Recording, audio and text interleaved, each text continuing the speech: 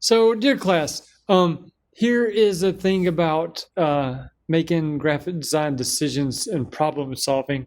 We had a guest speaker not too long ago who used to go to Auburn High School about 10 years ago and was great in here, and then went to Auburn University, majored in graphic design, got a job in the field, and is a professional graphic designer.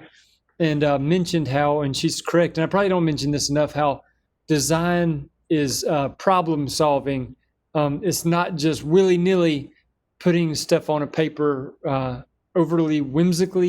You have reasons for doing what you do and choosing what you choose. And so here, let me do the share screen real quick. A student has done this pretty well in here, and I just wanted to show you guys kind of the process. So let me hide these. A student recently, well, it started like this. He just kind of, I don't know, voluntarily on a whim started sort of tracing around my face. And ultimately he came up with this. And I just thought it was kind of cool. And so rather than turn it in as a just a normal project and leave it be, I told him, let's try to make it into a real thing.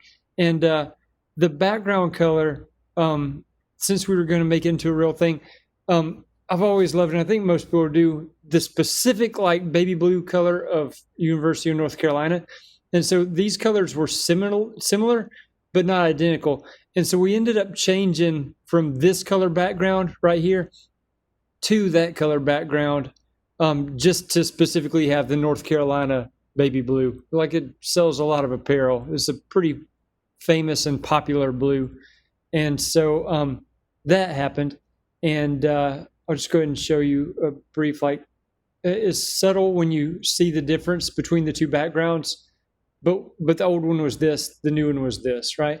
And then another student commented how they just always thought that blue and yellow go well together, and I agree with that. And there's a very talented artistic student who said that, and so of course anything she said I would take with some weight, you know. And she's right. Like Michigan University, another very famous college apparel and uniform and things like that. So we decided to keep the Auburn High School royal blue rather than the dark blue, but we did want to have like a kind of goldish yellow and the North Carolina blue. And at first we had this cool little chocolate color. We decided ultimately to kind of simplify and keep the bottom yellow as well. But it ended up looking like this. And there were reasons for doing what we did, right? Like we wanted the Great Alabama to be softer because it's not the main part of the title and things like that. So anyway, one of my buddies saw that, and he decided to hire this student to design him one, not identical, obviously, but similar. And so the student, suddenly he's, doing a professional job. And so this guy, he recently was filmed, and it's about to come out as a special for thousands, if not millions of people to see. And he gave us a screenshot of the video.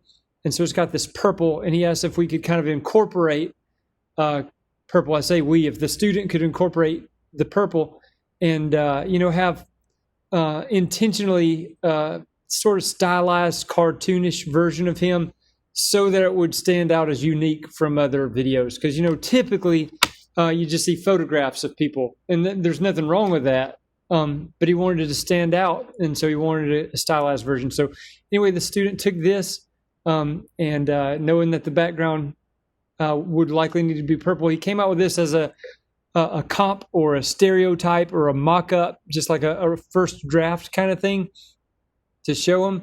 And the comedian liked it, but he thought it was too monochromatic. Mono meaning one, chromatic meaning color. Just thought it was too much of one color. And so we ended up sending him some color swatches. Really what we did was just went to Google and typed in purple color palettes or colors that go well with purple, things like that. And ultimately, he went with this one, and just thought if we could use purple, but also have some other splash colors just to make it kind of pop out. So it was this way. And at this point, it's going to this. And of course, we added the student added his title and name. And that's where we stand as of now.